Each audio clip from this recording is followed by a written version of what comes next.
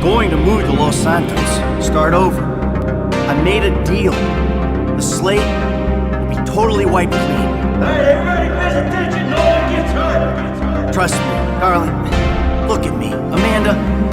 It was the only thing I could do. Either everyone dies or one guy gets out. I'm that guy. Slow and steady, slow and steady. His name is Dave Norton, nice guy, realist. He gets the glory, I get out. It's not even a decision. Amanda, I don't have a choice. Do you want to die here where it's always snowing? Or do you want to go and live where it's always sunny? Alright, you wanna live? Tell me you wanna live. We're this out. Some depot out of town you don't need to know. Trust me, nothing is gonna go wrong. Nothing. Yeah, I hear you. We gotta follow the plan. Everything will work out. I did the deal, Amanda. It's over. Baby, we get out. Be happy, be normal. It ain't supposed to go down like this. We did it. Baby, we are home free. It's over. This is fun, man. The thing is blown. Just this one job and everything is done. Everything is done. Everything is done. Everything is done. Everything is done. Everything is done. I'm aware that the title of this video alone is a very controversial statement. Seeing that Michael DeSanta, if nothing, just a slightly morally better version of Micah Bell from RDR2 is the true protagonist of GTA 5 is a big claim, I know. They both sold out their crew, Micah for himself and Michael for his family. Apart from that minor difference, you could say that Michael and Micah are like one or the other. So why is Michael the true protagonist of GTA 5? What is my reasoning? Well, that brings me to reason 1. When you delve deeper into Michael's character, you start to see he's quite misunderstood, comparable to that of Arthur Morgan if Arthur bottled up all his emotions. I mean, it is expected of Michael. He's a middle-aged man in the early 21st century. He practically has no choice. Boy oh boy, and his wife. One who's meant to stick by him and be a shoulder he can lean on, he can't even have that. Apart from her being a complete slut, she leaves Michael very early into the game. When you take into account that Michael sold out his crew for the same family that abandons him, you start to see and feel what he feels.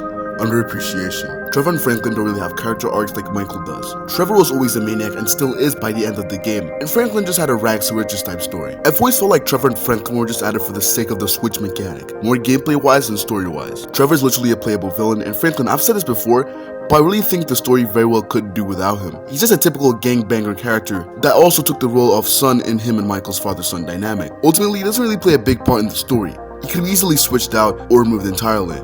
He's what I like to call a meant for gameplay character, as Franklin's missions are always fun and the driving mechanic is cool as hell. Franklin's always felt like an afterthought to me, and Trevor's a good expansion, giving an actual personality and backstory on the maniacal force that drives Michael to pursue a better life for himself and his kids. Before I shamelessly segue into reason 2, here are a few things that are too small for me to make a whole chapter for, but still worth mentioning for why Michael is the real protagonist nonetheless. Firstly, Michael's fake surname DeSanta is the feminine version of Saint in Spanish, and Los Santos is Spanish for the Saint. Secondly, Michael was the first character created for GTA 5, and yeah.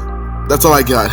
Moving forward. Reason 2, the soundtrack. Sure, Trevor and Franklin may have their own flair, but from the following reasons, we can clearly come to the conclusion that the soundtrack of GTA 5 is a reflection of Michael's character.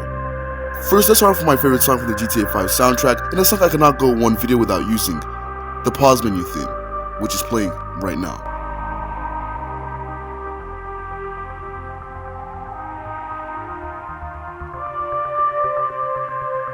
The 80s-esque synths and the distorted muffled and ultimately melancholic somber sounds all combined is basically a love letter to Michael's character, a representation of his sadness. It's repeating the same melody over and over again. It goes da-na, da-na-na, but over time it gets more melancholic. A clear representation of Michael being a criminal. He robs banks over and over again, but he knows deep down he doesn't really get joy from it.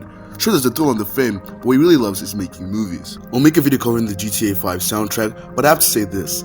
The song gives a perfect representation of the feeling outside Los Santos. Rockstar getting Tangerine Dream on the soundtrack of this game was a big baller move. Well done, Rockstar. Name GTA 5's 3 best missions.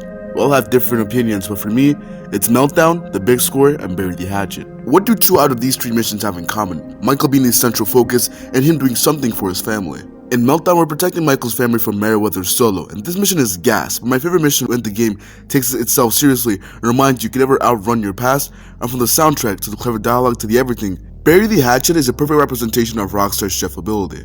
And I think that sums it up for this video. It may be short, but I just want to get this one out because I want to post more GTA 6 content even though it's pretty much dead right now. I want to hit 1K subs by the end of the year and it might be achievable with a very good upload schedule. And please join the Discord in the description below. With that being said, have a nice day.